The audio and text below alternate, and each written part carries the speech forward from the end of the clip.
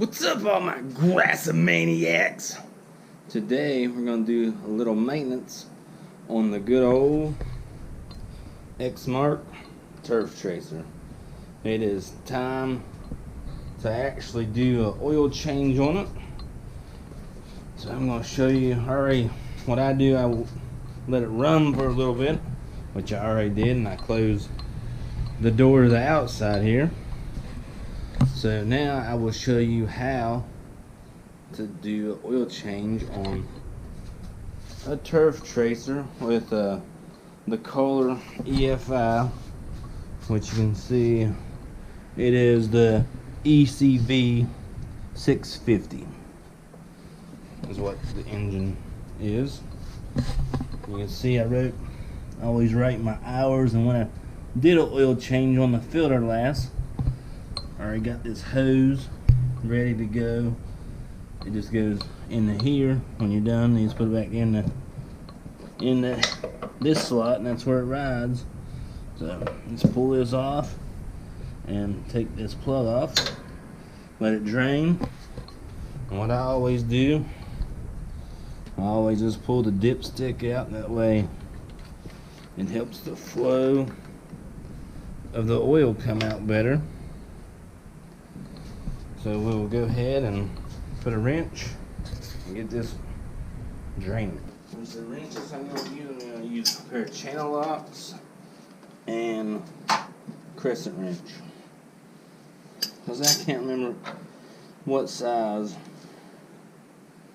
the plug is. So this will just help me not have to get a certain wrench.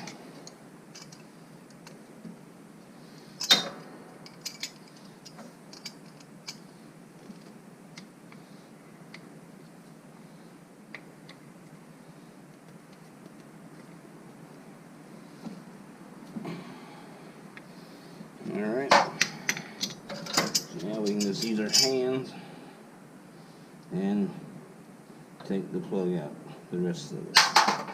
But don't throw the plug in the pan. So we'll let that drain out, then I'll show you the next step that I do after this drains out. See, Exmark did it right on this. They have you can't really see it here, but you'll see it whenever I take the filter off. They got a cutout. So I'm just going to take my oil filter wrench here, take the oil filter off, and put the pan under this cutout. That way all the oil goes in the pan and not on my floor. Alright, I already took my wrench and got it loose, so I'm just going to hear it leaking what was left in it. So I always put the pan underneath it here, that way you don't make a mess.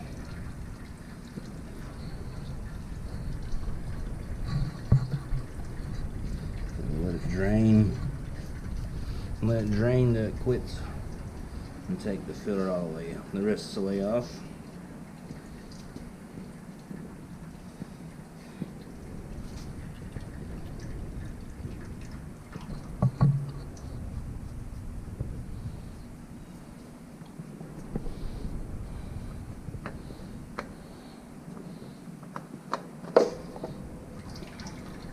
So, see, there's the cutout. You really can't see it too good, but it looks like I made a little bit of a mess because I didn't have the pan far enough over. There's a nice cutout right there.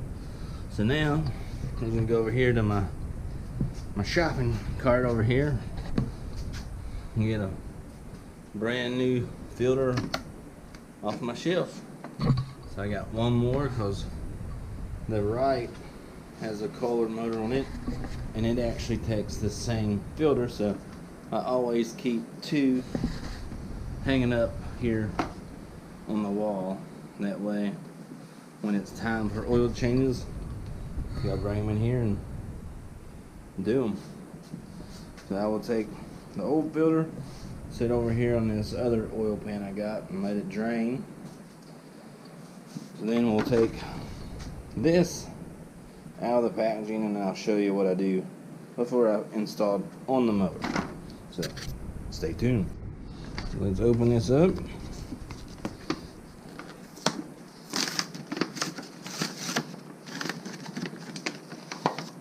Out of the packaging, brand new. You always want to take, just throw your trash over there and you pick it up later. You always take your filter. I got my new jug of oil here. Just going to put my finger down in it. And then just put it on the gasket here on the filter. That way you get a good seal. And you always want to look here and make sure the old gasket came off the filter and is not stuck on the machine. So all I'm going to do now is just put this back where it goes. And you always just want to start it off, hand tighten it tight as you can go. And then what I like to do, I like to take the wrench and do maybe like a quarter of a turn. And then what I'll do when I'm done, I'll put my date and what the hours was when I did it. So that's what I'll do last. So now just need to tighten that up with the wrench, and then we can put 2 quarts of oil right over here. So now I'm just going to pour my 2 quarts of oil in here. But you need to look at the marks on here. This is a 5-quart jug. So I need to get it down to here. That way there's only 3 quarts left, right?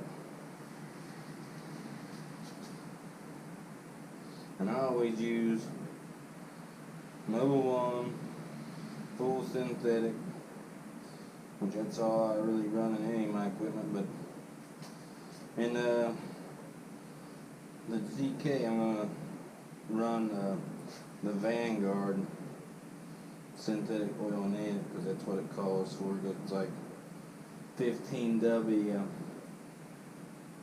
40, I think, and this is this 10W 30.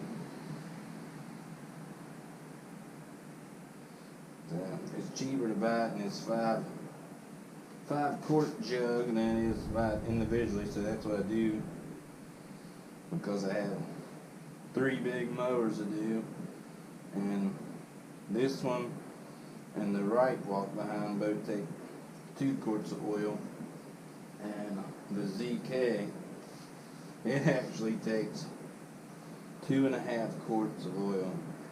So you got about 3 quarts of oil to do an oil change on it. But I will show you the rest of what I do after I get them filling up, because it's pretty boring. Alright, grassy mates, what I didn't show you was I put the oil in it. It's full, but what I always do after I fill it up, I'll start it up. That way the oil can get to the filter, and then you can check it on your dipstick to make sure that you have the correct amount of oil. And as you can see, I already wrote on my filter, the day is July 26th, and the mower has 1,547 hours. And guess what, boys and girls, children of all ages, this is the original motor on it. Almost everything on this machine is original. The only things that I got changed out was a couple outer pulleys last season. Or was it last? No, it was the season before. They actually, the bearings in it wore out, and they actually spun off of the bolt holding them on to the machine. But I was lucky enough that it was only one that did it, and then nothing major happened to it. And then my dealer actually had the other 2 in stock, so I said let's just go ahead and replace them all, because I knew all of them was going to fail, because the one did, and it had so many hours on it. But you know what, I bought this mower not brand new. I bought it off of a buddy of mine, and it only had, I think when I had it, maybe 1,200 hours on it. So I put a little bit of hours on it to myself. And this is a 2016 model. The right is too. And then, you know, I got the new ZK, but I haven't really posted a whole lot of videos. But now basically this Exmark is to do a couple of jobs that it's nothing but hillside basically, and a good backup mower for whenever something might happen. I always like having at least 2 big mowers, and I have 3 now. So if anything should happen, you know what? I got Big Red to save the day if I need to, because she is still a good cutting machine.